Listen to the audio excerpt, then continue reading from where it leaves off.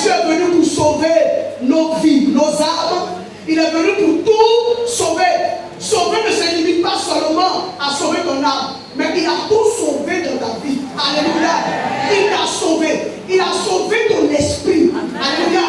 Il a sauvé ton corps. Il a sauvé tes pensées et ton cœur. Jésus est venu pour tout sauver.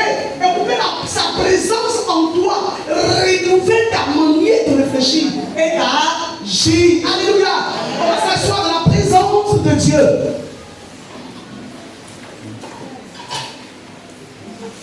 Amen, amen. Que le Seigneur soit glorifié ce matin. Je suis tellement avec Jésus ce matin que je veux que tout le monde soit avec Jésus. Alléluia. Je veux que tu sois avec Jésus.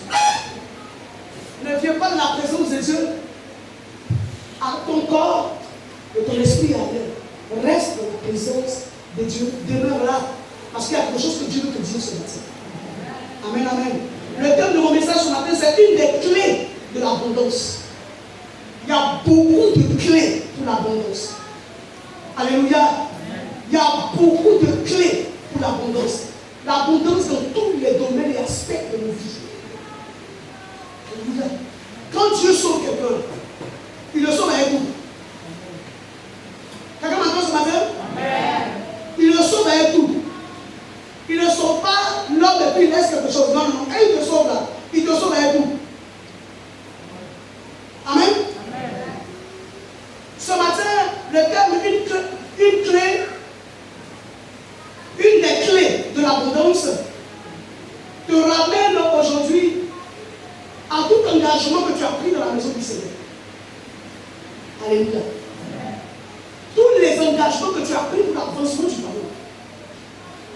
Si quelqu'un t'a dit, dans le monde où tu es, toi chrétien, que dépenser de l'argent, bien aimé, selon toi ta volonté, et ne pas tenir compte de la présence de Dieu dans ta vie, c'est que cette personne n'est pas une vraie personne.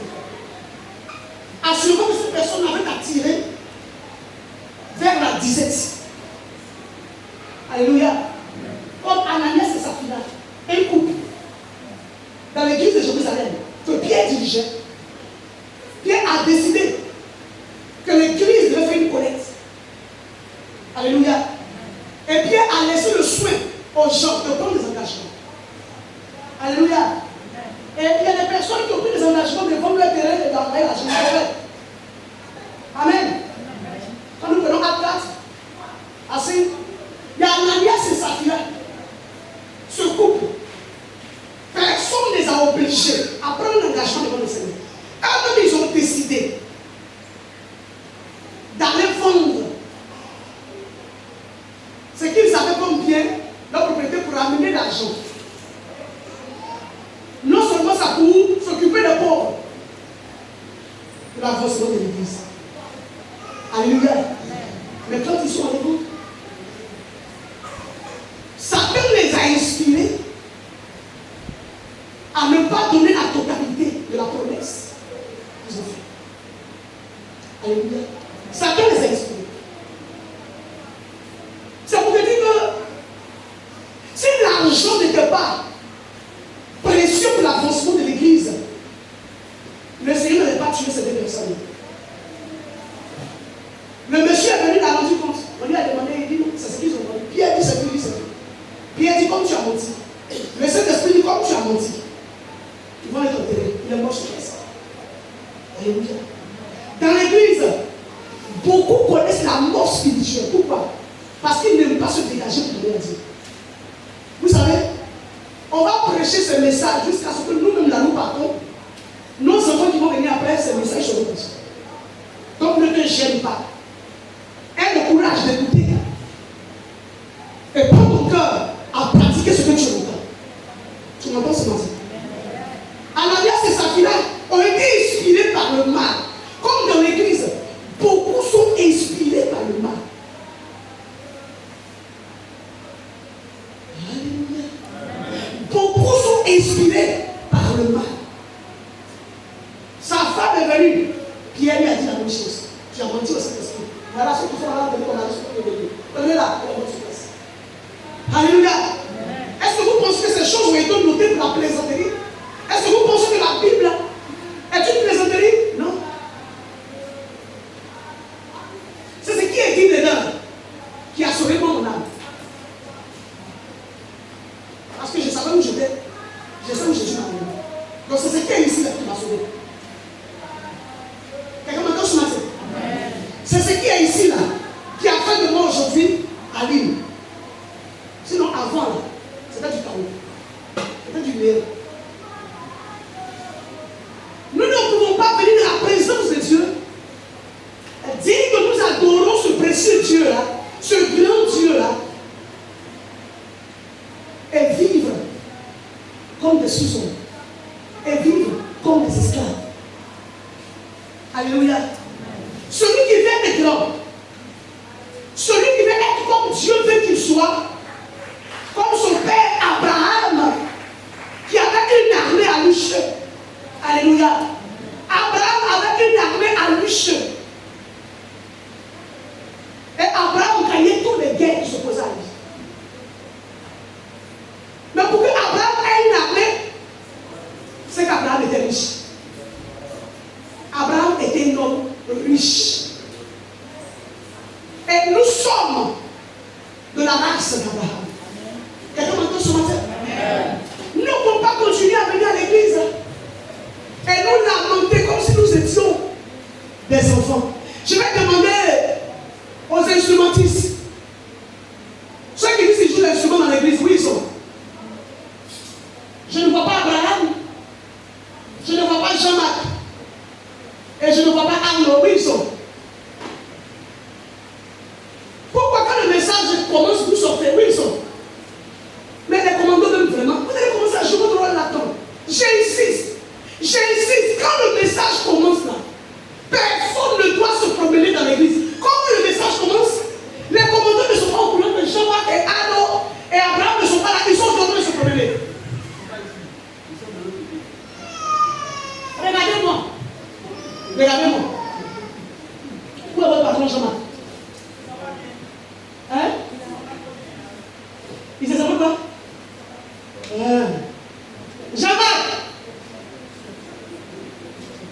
Jean-Marc est où? Je vous appelle. Ce qui fait que les chrétiens souffrent, c'est que les chrétiens ne savent pas distinguer la présence de Dieu et la présence du diable. Alléluia. La Bible dit que les chrétiens de Macédoine étaient des personnes qui n'avaient pas d'argent. Paul insiste pour dire que c'était une église qui était pauvre. Mais cette église de la Macédoine qui connaissait la pauvreté n'a jamais manqué de soutenir l'œuvre du Seigneur. À chaque fois que Paul, qui était missionnaire, faisait appel à eux, il répondait. Alléluia. Alléluia. Il répondait. Ils n'ont jamais décliné une invitation de Paul les appelant à venir semer dans la maison du Seigneur. Alléluia. Quand nous prenons le livre de 2 Corinthiens 8, 2 Corinthiens 8, tu as fait 2 Corinthiens 8? 2 Corinthiens 8. Oui, le verset 9. 2 Corinthiens 8 à partir du verset 9. Oui. Je lis la parole. Oui, rapidement. Car vous connaissez la grâce de notre Seigneur. Il dit car vous connaissez la grâce de notre Seigneur Jésus-Christ. Qui pour vous s'est fait pauvre. De riche. De riche il était. Oui. Et par sa pauvreté. Afin que par sa pauvreté. Vous fussiez enrichi. C'est un avis. Amen. Afin que par sa pauvreté, vous fussiez enrichi. Le Seigneur, il est là pour bénir l'ouvrage des mains de ses enfants. Quelqu'un m'entend ce matin? Il est le Dieu qui multiplie ce que nous avons. Quand nous savons mettre la manière de lui donner. Alléluia. Il y a des gens qui viennent donner. Quand ils viennent faire des offrandes, ils donnent les offrandes comme s'ils donnaient à une personne. Ils voient les deux caisses, mais ils ne voient pas la divinité qui est derrière la caisse. Alors que la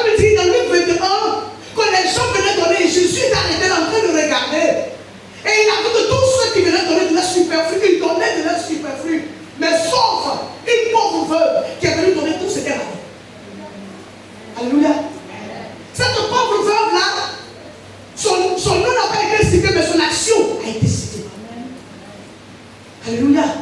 C'est pour dire que le Seigneur aime les actions que nous posons dans sa maison. Il met son regard, et je vous ai déjà dit ici. Il y a un couple qui est quitté de plateau, ils sont venus me voir. Ils sont venus à l'église. Je vous ai dit, ils sont venus se demander ici. Ils sont arrivés ici, ils se sont levés, ils sont venus faire l'offrande. Mais quand ils ont fait l'offrande, on a fini le plus moi et je suis à la maison. Et quand je vais à la maison, je commence à prier pour l'église. Et je prie pour les mains, avant même de me déshabiller. Et voilà que le Seigneur me montre une vision où l'offrande que ce couple a mis a été portée. Dieu me montre leurs mains. Et puis l'offrande est sortie de la corbeille. Ça pour dire que l'offrande est spirituelle. Toi qui crois que l'offrande est charnelle, je t'annonce ce matin que l'offrande que tu donnes au Seigneur est spirituelle. Parce que quand Dieu dit l'or et l'argent m'appartiennent, le Dieu que nous adorons, il est esprit. Et l'argent est spirituel. C'est pour ça que Dieu m'a montré cette vision. Alléluia. Il l'a enlevé. Quand j'ai vu les deux mains de la vision ôter l'offrande, j'ai commencé à sanctifier le reste par le sang de Jésus. Dieu n'a pas rien offert. Ça veut dire que ton offrande que tu donnes, sans être poussé par l'esprit, est une offrande que Dieu n'exauce pas. Alléluia. Parce que c'est poussé par le Saint-Esprit que nous devons faire nos offrandes. C'est pourquoi Paul a dit que ce qu'on doit donner à Dieu, depuis l'église, on doit préparer ça pour dimanche. Quelqu'un m'entend ce matin? Nous devons comprendre que la pauvreté souvent s'attache même à ceux qui travaillent. Tu peux avoir des millions par mois, et puis la pauvreté peut te poursuivre. Parce que la pauvreté est l'esprit.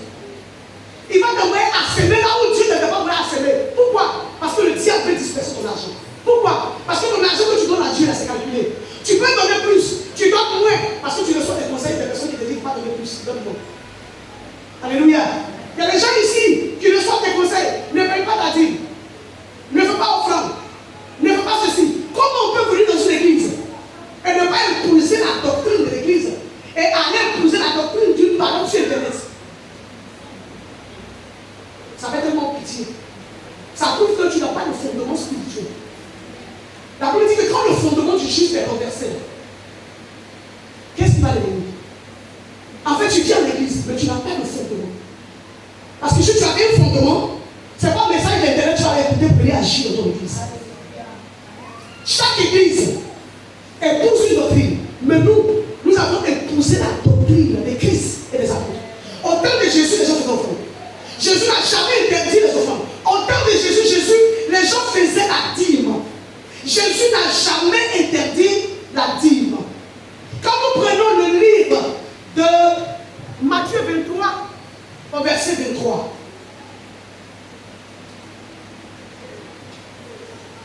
je vais te libérer ce matin. Sinon, tu risques d'être pauvre. C'est-à-dire que tu penses que tu as l'argent. Tu vas devenir pauvre et puis tu vas rendre ton mari ou ta femme pauvre par tes actions. Matthieu 23. Au verset 23. Au verset 23. Oui. Je lis la parole. Oui. Malheur à vous. Malheur à vous. Scribes et pharisiens. Scribes et pharisiens. Hypocrites. Hypocrites. Parce que vous payez la dîme. Parce que vous payez la dîme de la menthe. De la nette. De la nette. Et du cumin. Et du cumin. Et que vous laissez. Et que vous laissez. Ce qui est plus important. Ce qui est plus important. Dans la loi. Dans la loi. La justice. La justice. La miséricorde. La miséricorde. Et la fidélité. C'est là. C'est là. Ce qu'il fallait pratiquer. C'est ce qu'il fallait pratiquer. Sans négliger. Sans négliger. Les autres choses. Les autres choses. Voilà ce que Jésus a dit. Parce qu'il y a un monsieur qui s'est appuyé sur ça, mais je l'ai délivré. Il dit, c'est Dieu, mais je l'ai pris dans ça et le délivré. Jésus il ne s'est jamais opposé. Il dit, quand tu viens dans l'église et que tu payes ta dîme, n'oublie pas les actions qui vont accompagner la dîme, la bienfaisance.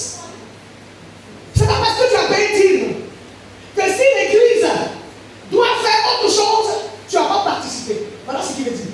C'est pas parce que tu as payé ta dîme que s'il y a des pauvres dans l'église, tu ne dois pas les soutenir. C'est pas parce que tu as payé ta dîme que tu vas oublier que dans l'église il y a des veuves. C'est pas parce que tu payes ta dîme que tu vas oublier que dans l'église il y a des indigents. Jésus dit, si tu finis de payer ta dîme, ajoute. Ne dis pas j'ai payé ma dîme, c'est fini, et puis tu es assis dans l'église comme ça. Quelqu'un a entendu ce matin? Amen. Quelqu'un a entendu ce matin? Amen. Il dit c'est ce qu'il faut pratiquer, c'est ce qu'il faut ajouter. C'est ce qu'il ne faut pas négliger. Payer la la dîme seulement ne suffisait pas. Alléluia. Et la dîme est une malédiction que nous ôtons sur ce que nous faisons. Alléluia. C'est une malédiction que nous enlevons sur l'argent que nous gagnons. Mais il y a des gens ici qui ont l'esprit de pauvreté. Tu sais, quand tu as l'esprit de pauvreté, tu ne sais pas vivre avec le contentement. Le Seigneur veut que nous vivons. Quand nous recevons de l'argent, que nous payons nos dîmes. Et que ce qui va nous pousser à faire, qu'on le fasse. Pour que lui gère le peu qui nous reste. Parce que le peu du juste devant le Seigneur a beaucoup de valeur. Et c'est lui qui va t'orienter comment le gérer. Comment faire ceci, comment faire cela. Il va te donner la sagesse des finances. Le diable ne l'a jamais accès à ton argent. Mais il y a des gens dans l'église, je vais le préciser, l'esprit de pauvreté les fatigue tellement que quand ils ont l'argent, ils tombent de la cupidité. Quand ils ont l'argent, mais ils tombent de la vanité. Quand ils ont l'argent, mais ils tombent de la vitesse. Alléluia. Quand un chrétien a tout cela comme bagage, il ne peut jamais connaître ce qu'on appelle la richesse. Sinon Jésus a dit, on l'a lu, de riche qu'il était, il s'est fait pauvre. Afin que nous qui étions pauvres, nous devenons pas riches en lui. En lui. Une richesse sans Jésus n'est pas une richesse. Notre richesse que nous l'avons en Jésus. Mais quand l'esprit de pauvreté fatigue les gens, pour venir faire des offrandes là, ils ont des problèmes avec les offrandes. Ils ont des problèmes avec les dîmes. Ils ont tellement de problèmes. Ils n'ont pas peur de prendre l'argent pour satisfaire leur convoitise et leur pauvreté en eux. Ils peuvent aller payer quelque chose. Ils payent cette chose-là. Bon, on ne sait pas pourquoi ils ont payé, mais ils ont payé quand même. Alléluia. Alléluia. Et même là, ils ne savent pas pourquoi ils ont payé, mais ils ont payé. Pourquoi? Parce qu'il y a des gens qui aiment le matu-vu. Le matu-vu, est-ce que tu me vois? Voilà comment je suis. Est-ce que tu me vois? Voilà comment je suis. Mais si les hommes te voient et que les hommes te qualifient, est-ce que le Seigneur te qualifie?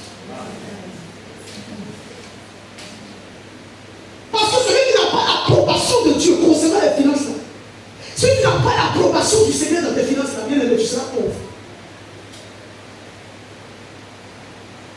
Quelqu'un m'entend ce matin?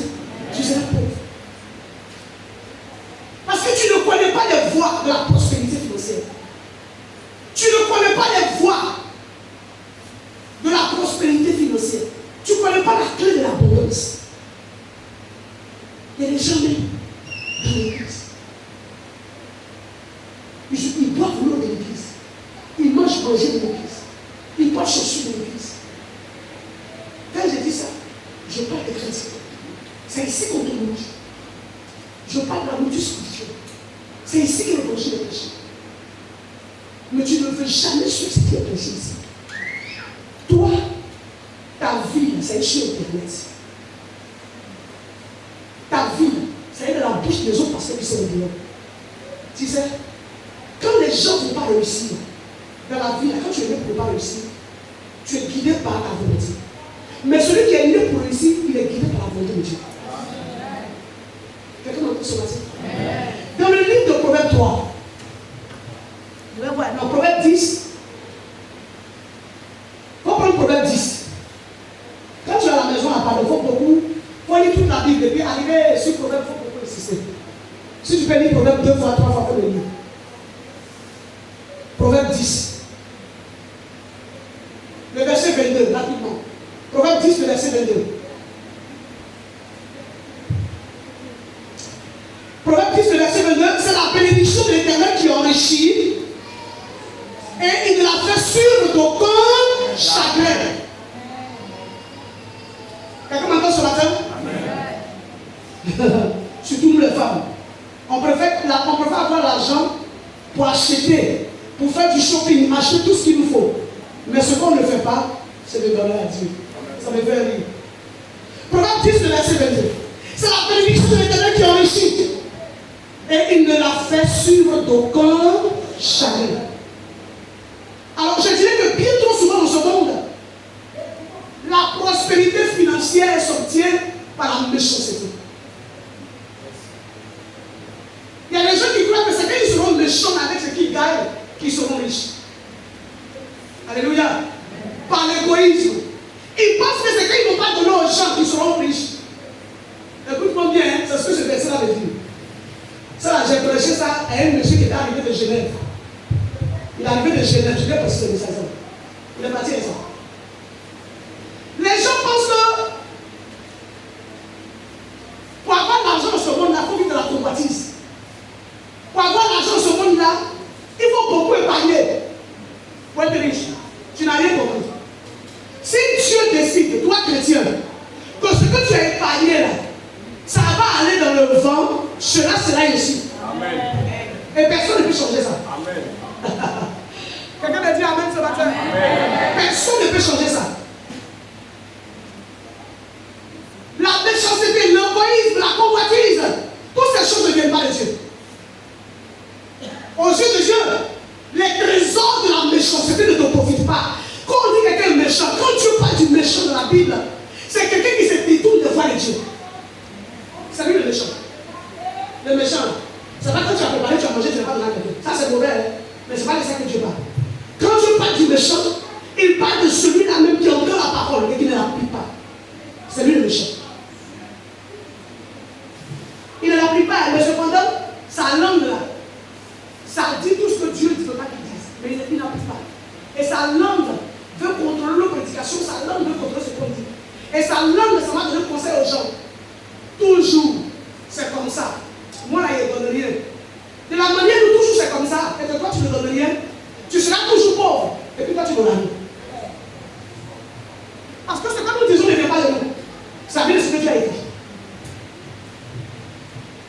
Alléluia. Quand je peux aider l'église à avancer, je ne dois pas me retenir. Alléluia. Parce que cette église-là, si les gens retenaient, toi tu ne vas pas venir ici. Il y a eu des pionniers. Et toi tu es venu. Quand tu viens, il faut partir aussi ici. Il ne faut pas jouer au méchant. Sinon tu seras pauvre. Amen, amen. Je l'ai toujours dit. Portail que tu vois là, c'est une femme qui a payé. Le joueur a payé portable. Portail ça là. Moi je n'étais pas au courant. Je viens matin il y a portail. Il n'y a pas portail. Je viens matin à portail. Je demande au métier le nom de la femme. Ah non. Ça dit, il n'y a pas de bénédiction qui ne s'est pas prononcée sur sa vie. À force de prononcer la bénédiction sur sa vie, elle travaille, mais son mari a payé une maison. Et puis il a mis sur le dessus. Mais le mari qui a payé la maison là, son histoire est là. Quand elle venait dans cette église, par le couloir du serviteur de Dieu Moïse qui a mis sur aujourd'hui, quand cette femme-là venait dans cette église, son mari ne faisait rien. Ils étaient dans une entrée couchée. Vous voyez le marché de l'époque là. Ils étaient quelque part là-bas. Alléluia. Gloire à Dieu. Son mari ne faisait rien. Il fait quelques affaires et puis après il tombe. Mais elle est arrivée. Alléluia. Et ce qu'elle semait ici là, c'est qu'elle donnait dans cette église afin que cet homme-là est devenu prospère.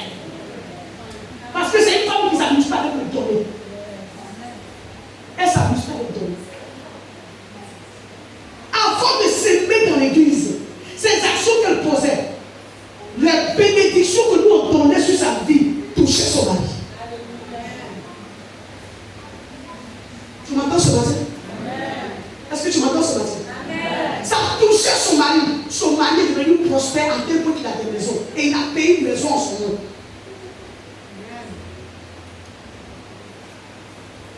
Comme à lui ne ment pas, moi j'ai des preuves.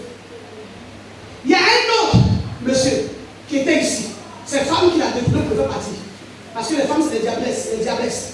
Quand une femme n'a pas l'esprit de Dieu, elle est diable. Mon fils était ici tranquille. Il m'aimait bien. Lui et moi là, on était bien. Au lieu de prendre une femme ici pour lui donner, je l'ai laissé faire son choix. Et quand il a fait son choix, il est venu me dire, maman, il faut prier. Si ce n'est pas le choix de Dieu, je vais la laisser. J'ai prié. J'ai dit, il faut la paix. Alléluia. Vous savez, Dieu a son plan. Le diable aussi a son plan. Mais ne suis pas le plan du diable, suis le plan de Dieu. Il a suivi le plan du diable. Parce que quand la femme lui a dit, parce que moi je lui ai dit, le fait qu'elle prie dans une autre église, J'ai accepté. Mais le fait, parce qu'il dit que comme elle s'appelle Aline, et moi si je m'appelle Aline, elle, lui seulement il dit qu'on prend la main. Mais, mon fils, il ne faut pas qu'elle commence son église. La femme de la moumoumou, il venait à donner la moumoumou quand elle est partie. Et les témoignages que j'entends ne sont pas bons. Les témoignages que j'entends ne sont pas bons. Ça veut dire que celui qui bâtissait le témoignage. Alléluia. Tu m'entends bien? Cet homme-là, il bénissait l'église. Et un jour, je priais pour lui. Et puis Dieu me montre qu'il a arrêté devant une villa. Il a arrêté devant une villa. Et donc, le dimanche qui a suivi, après le but, je l'ai reçu. Et donc voilà, je priais. Dieu m'a montré que j'étais devant une villa. Il était irréduit pour moi que Dieu le fasse. Et il y a longtemps, je travaille. Que Dieu le fasse avant ma retraite. Je dis Dieu le fait d'abord. C'est ça qu'il a montré. Continue tes bonnes actions dans l'église. Continue de faire ce que tu fais. Qu'aucune femme ne t'arrête. Qu'aucune personne ne t'arrête. Continue de faire ce que tu fais. Son patron. Ah, moi, mon Dieu, mon Pao. C'est parce qu'on est mauvais que ce que le supérieur déclare, vous n'allez pas dans vos vies. Sur la Bible dit dans le livre de Hébreux 7, le verset 7, il dit c'est le supérieur qui bénit le supérieur. Quand nous on bénit la part, le supérieur à quoi? Dieu peut aider le supérieur. J'ai béni mon fils. Son patron est parti payer un terrain à Niamey pour bâtir lui-même sa maison. Et comme le terrain était grand, qu'est-ce que son patron a fait? Oh, Dieu. Nos actions dans l'église là sont fondées. Et cet homme-là, il donnait pour l'église. Son patron lui-même, il a payé un terrain. Et son patron lui dit que j'ai payé, je savais payer ton terrain, mais j'ai payé un terrain pour toi à côté. Depuis quand le patron paye un terrain pour son employé?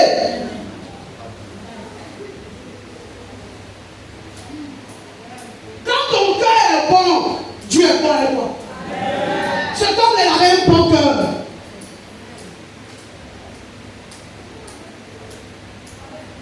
C'est pas de son menti. Il ne faut pas marcher sur le conseil des méchants.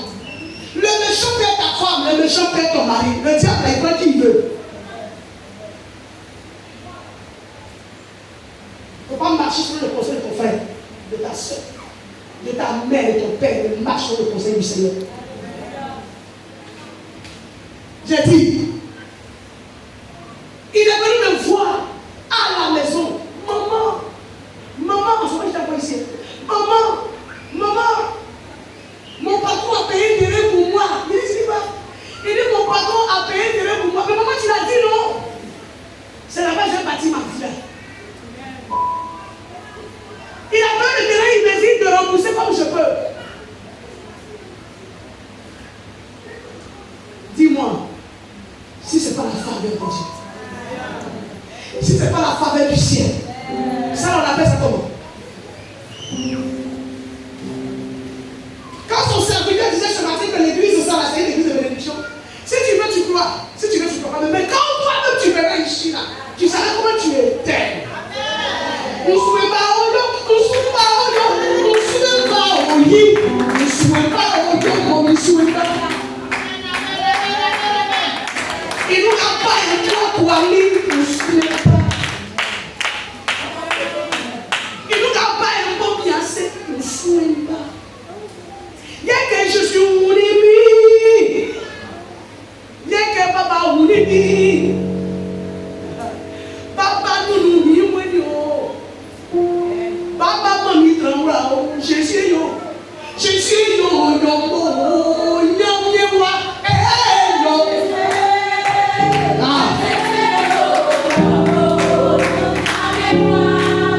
gens sont ingrats dans cette église de témoignage.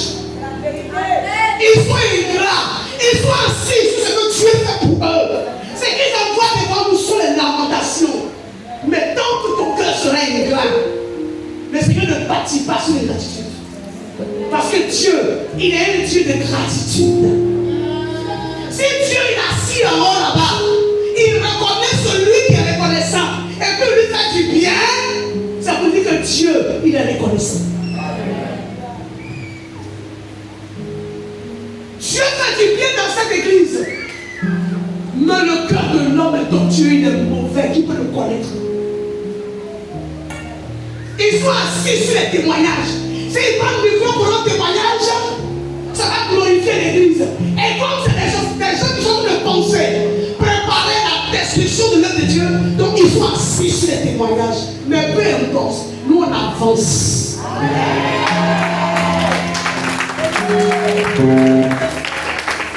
Alléluia. Cet homme-là, aujourd'hui, il a bâti sa maison.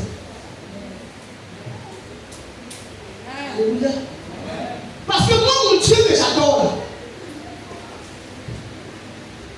l'homme que je parle de lui qui est quitté à Genève, qui est venu ici, qui fréquentait l'église. Quand il est venu pour partir, c'était difficile. Ses parents l'ont bloqué ici, spirituellement, ils l'ont bloqué. Ça a été qu'il a envoyé ça. C'est dans cette même église qu'il a prié pour lui. Et puis les portes se sont faites, c'est parti. Il a bâti l'église. Alléluia. Dieu, il fait ce qu'il veut, comme il veut, avec qui il veut et comment il veut. La Bible dit que Jésus n'avait rien pour plaire. Moi, je n'ai rien pour plaire.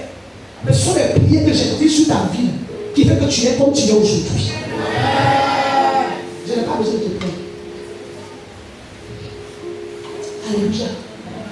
Alléluia. Amen. Alléluia. Amen. Nous ne pouvons pas, en tant que chrétiens, venir de la maison de Dieu et puis croiser nos mains. Quand il s'agit de donner pour l'avancement de l'église, on commence à murmurer et puis on devient pauvre. Sur place, c'est la méchanceté. C'est l'égoïsme. C'est méchant.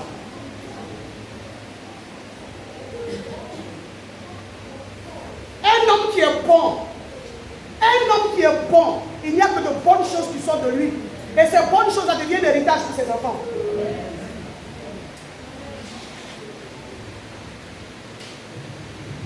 Alléluia. Amen. Alléluia. Amen. Aux yeux de Dieu, les trésors de la méchanceté ne profitent pas. Nous devons comprendre que les vraies richesses consistent dans la bénédiction de l'Éternel. La présence de Dieu dans nos finances nous donne d'être favorisés par le ciel. La bénédiction de Dieu dans nos finances, parce que nous donnons, parce que nous soutenons, bien aimé, le ciel approuve nos pas et même il va disposer des ennemis pour te bénir. C'est ce que Dieu fait. On s'entend ce matin? Mais comme dans l'église, nous refusons d'être reconnaissants. Regardez la vie de Jacob. Quand nous prenons Genèse 28, là-bas, Jacob a dit un mot là. Il allait se coucher dans un lit depuis qu'il s'est passé. Il a eu une vision de l'échelle. Au bout de l'échelle que Jacob a vu au songe, il y avait Dieu qui était là-bas, et puis les anges descendaient. Et il est monté. Mais quand il s'est réveillé, il a nommé le lieu là-bas Bethel. Il dit là, c'est pas possible. Alléluia. Mais pourquoi Dieu nous montre cette vision? Dieu lui a montré cette vision parce que Dieu était en alliance avec son Père. Bien-aimé, ce que tu sèmes dans l'église là, tu ne sèmes pas pour toi seul. Tu sèmes pour toi et pour ceux qui viennent après toi. Amen. C'est pourquoi il est bon d'être chrétien. Un chrétien que Dieu bénit, quand Dieu bénit un chrétien, ça ne s'efface pas après sa mort. Ça continue à des générations. Mais le diable, quand le diable te donne les moyens, ça s'arrête après ta mort. Puisque c'est toi qui es là pour activer l'autel de la sorcellerie, c'est toi qui fais. Si tu n'es plus là, tout s'arrête. Amen, amen. Amen, amen. Amen. C'est pourquoi pensons à nous et pensons à nos enfants. Jacob a eu cette grâce au travers du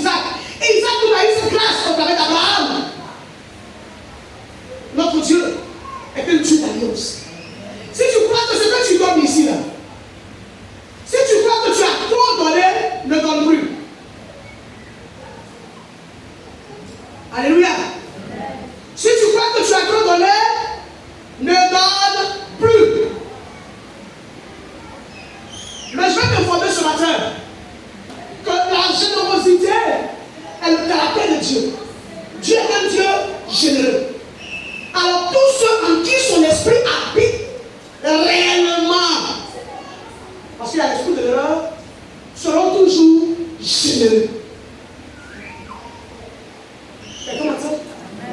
Jacob est allé chez Laban. Laban l'a trompé, il a marié ses deux filles. Nous connaissons tous l'histoire. Il se lève, il dit, ça va dans sa famille. Jacob se plaint. Jacob, il faut me servir encore. Il a servi encore Laban. Arrivé un moment, Laban trouvait que le troupeau de Jacob était plus que bouge. Donc il a mis un coup en place pour dépouiller Jacob. Mais Jacob lui a dit, lui il est intelligent. Son nom Jacob là, ça veut dire ton père. Il est intelligent, c'est ça que Dieu a changé son nom d'Israël. Jacob là, il lui a dit, il n'y a pas de problème. Moi là, je vais continuer de m'occuper de ton troupeau. Mais à chaque fois que les femelles vont mettre bas, tous les animaux qui sont achetés, tu me les donnes. Et puis toi tu penses ce qui est normal. Alléluia. On dit alléluia, il est trop intelligent. L'enfant il est trop intelligent.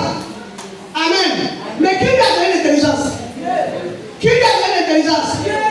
Qui lui a donné l'intelligence? Qui lui a donné l'intelligence? Donc tu reconnais que c'est Dieu qui donne l'intelligence. La révélation de sa parole est claire. Il donne de l'intelligence à qui? Aux personnes simples. Alléluia. Genèse 32, verset 14. Il a eu tellement de bien. Alléluia. Il a eu tellement de bien que même son beau-père était pas jaloux de lui. Alléluia. Il a eu tellement de bien. Dieu lui a montré comment faire pour que quand les femelles seront en chaleur, ils puissent agir. Là, comme ça, quand elles vont mettre bas, les animaux qui vont mettre en bas, t'acheter. Et il a eu beaucoup de bien. Tu sais, quand tu as la faveur de Dieu sur ta vie, Dieu te donne d'être intelligent. L'intelligence là, c'est un don que Dieu donne. Amen. Parce qu'il y a des gens sur la terre ici, là, ils ne sont pas intelligents. Quand les gens ne sont pas intelligents, ils ne vont jamais marcher dans la volonté de Dieu, mais ils vont marcher selon eux-mêmes leur propre volonté. Mais quand quelqu'un, Dieu lui donne l'intelligence, Dieu a fait ce don à Salomon. Salomon lui a demandé la sagesse, il a donné l'intelligence, je ne sais pas comment dire ça. Un homme qui est sage, un homme à qui Dieu donne l'esprit de sagesse, un homme à qui Dieu donne l'intelligence, c'est quelqu'un. Satan veut, il ne veut pas, cet homme a réussi. C'est comme ça que Dieu fait les choses. C'est un don. Dieu te donne l'intelligence dans tout ce que tu dois faire. Alléluia. Il t'inspire de connaître ce que tu dois faire. Il t'inspire l'entreprise que tu dois monter. Il t'inspire ce que tu dois, ta main doit toucher. Bien-aimé, bien-aimé, quand Dieu te donne la sagesse et l'intelligence, on va te compter parmi ceux qui ont lâché. Mais il se trouve qu'aujourd'hui, les gens même viennent à l'église. Ils prennent les engagements, mais jamais ils vont respecter. Et quand tu ne respectes pas les engagements, tu penses que c'est à qui tu veux? Hein? C'est à qui tu veux? Jésus vous les prêcher et puis Dieu vous donne. Tout ce que. Est-ce que vous avez vu dans cette année-là, on a fait un département, les hommes donnent ça, les femmes donnent ça. Non, non, non. J'ai laissé le libre choix aux gens qui veulent donner dans l'église, ça dépend des engagements. Vous vous rappelez, non? Par le de l'église. C'est bon pour ce que tu as dit. On va parler de d'autres choses ici.